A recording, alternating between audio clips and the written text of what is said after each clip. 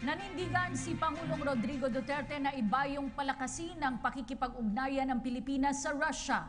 Ito ang pangunahing misyong taglay ng Pangulo sa kanyang pagdating sa Moscow kasama ang kanyang delegasyon. At ayon sa Pangulo, maraming oportunidad ang ating nalampasan sa loob ng 40 taong bilateral relations sa Russia dahil sa labis na pagdepende natin sa mga tradisyonal na kapanalig ng bansa. May live report si Rocky Ignacio mula Moscow, Russia. Rocky! Aljo, Kati, magiging pagkakataon ng Pilipinas ang palawakin pa ang oportunidad sa mga Pilipino kaugnay na opisyal na pagdalaw ni Pangulong Rodrigo Duterte sa Russia. Narito ang report. Palalakasin ng Pilipinas at Russia ang kooperasyon sa larangan ng political, security, people-to-people exchange at ekonomiya.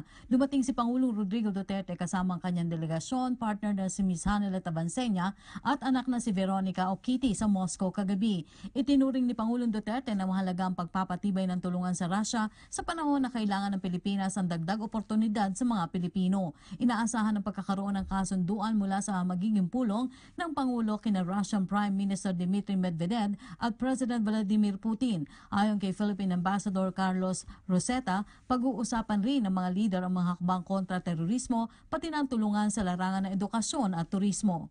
There's a very strong political agenda. There's also a very strong economic agenda. And of course, there's the agenda of the security and welfare of our Filipinos here in Russia. Several agreements are in the works and hopefully will be signed. They range from cooperation in defense and security to cooperation to fighting crime, to economic agreements. We have, and the economic agreements range from trade and investment to tourism to energy, even educational and cultural cooperation. Nauna na nagkausap ang Pangulo at Medvedev sa naganap na ASEAN Summit sa Laos at kay Putin noong nakaraang APEC Summit sa Peru. Bukod sa paggagawad ng honorary doctorate degree kay Pangulo ng Moscow State University of International Relations o MGIMO University, magkakaroon rin ng pagkakataon ng Pangulo na makausap ang Filipino community dito. Una nang tiniyak ng Pangulo sa programa nito mula sa Masa para sa Masa na tutulungan niya makauwi ang may 100 Pilipino dito sa Russia. Sa kasalukuyan ay may mahigit 5,000 Pilipino ang nandito sa Russia. Nauna nang sinabi ng Pangulo na hindi dapat palampasin ang mga ganitong uri ng pagkakataon para sa kapakanan ng mga Pilipino. The bilateral relations have been at the level of almost pre-Cold War. There hasn't been much movement. We've been friends formally for 40 years, 41 years this year. Yet the manifestations of a vibrant relationship are not there. We don't have basic agreements. We don't have interactions, trade and commerce between our countries are very low. So there's much room for improvement. I think it will not just further improve, but will dramatically improve our relations. I think he and Mr. Putin have developed a good personal rapport. The Russian people are increasingly getting very interested in things Philippines, whether it's our tourist spots or business. And I think this is the right time for the Philippines and Russia to finally set aside whatever baggage there was and try to find mutually beneficial activities. Git pa ni Pangulong Duterte ang opisyal na pagdalaw niya sa Russia ay bahagi pa rin ay sinulong ng independent foreign policy para pagandahin ang economic cooperation ng Pilipinas mula sa iba pang tradisyonal na kaibigang bansa kung saan limitado umano ang oportunidad. Mula sa Moscow, pupunta rin ang Pangulo sa St. Petersburg para sa isang business forum.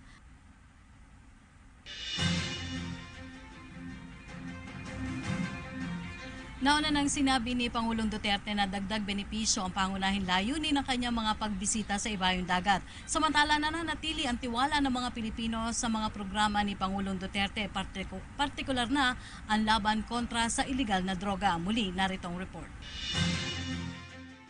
Nakatuon sa usapin pang ekonomiya ang susulong na tulungan ng Pilipinas at Russia. Ayon kay Philippine Ambassador to Russia Carlos Ureta, nais ng Russia na sumigla ang kalakalan nila sa Asia at hindi sa usaping militar. The defense cooperation is quite limited. It's just exchanges in expertise, exchanges in personnel, training. Nothing as deep as we have with other countries. It's just starting.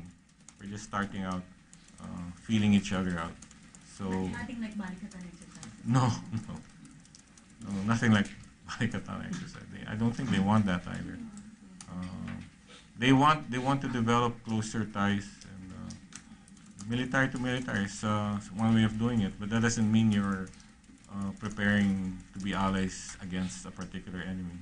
Pinakamalakas sa mundo ang larangan ng enerhiya ng Russia kaya napapanahon rin ang pagsusulong ng kooperasyon sa Pilipinas. Ito rin ang pagkakataon na mabalanse ang kalakalan ng Pilipinas at Russia sa harap ng 41 taong diplomatikong relasyon. Isa sa mga gusto ng Russia ang banana, coconut at mangga ng Pilipinas. Russia is a major power in terms of energy.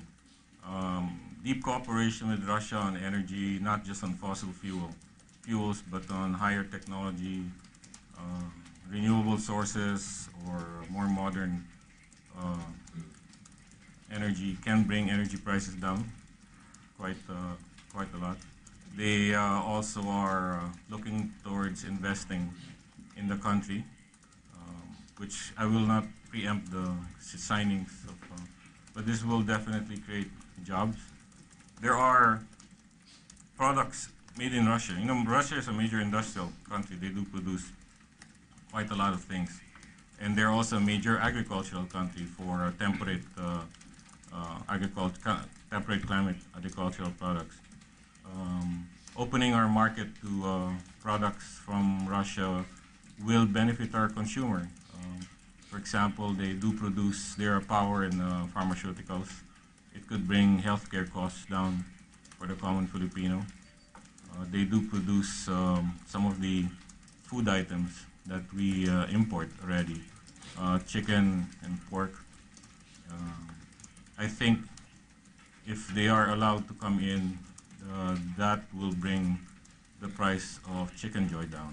Samantala mabait niya ang pamahalaan ng Russia sa mga Pilipino dito. Sa kasalukuyan ay may 5,000 Pilipino ang nakatira at nagtatrabaho dito. Sabik na rin silang makita si Pangulong Rodrigo Duterte sa kanyang opisyal na pagbisita.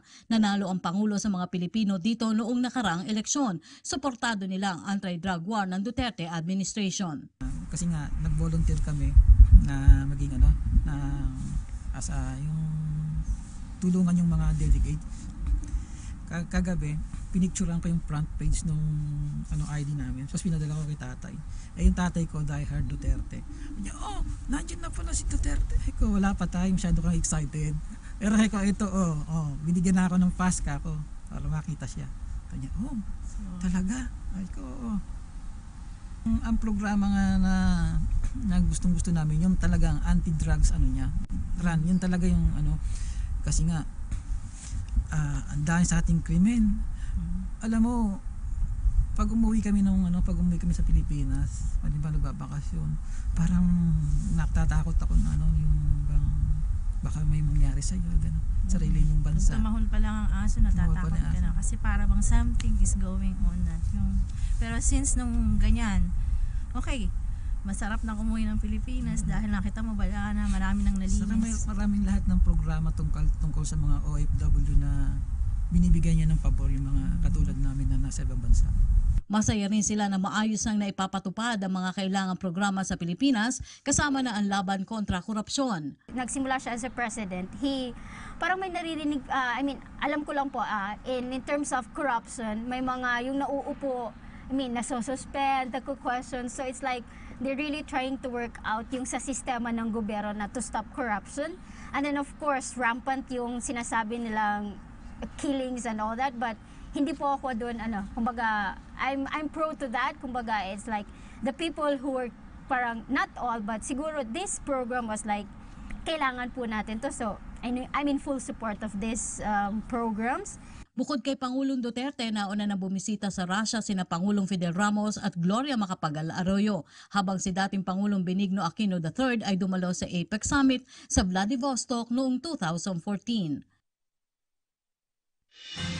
Naka-private time ngayon si Pangulong Rodrigo Duterte, kasama rin sa pagbisita sa Moscow ang kanyang anak na si Sebastian o kilala na si Baste. At yan po ang ating pag-uulat. Ako po si Rocky Ignacio mula dito sa Moscow, Russia. Maraming salamat, Rocky Ignacio.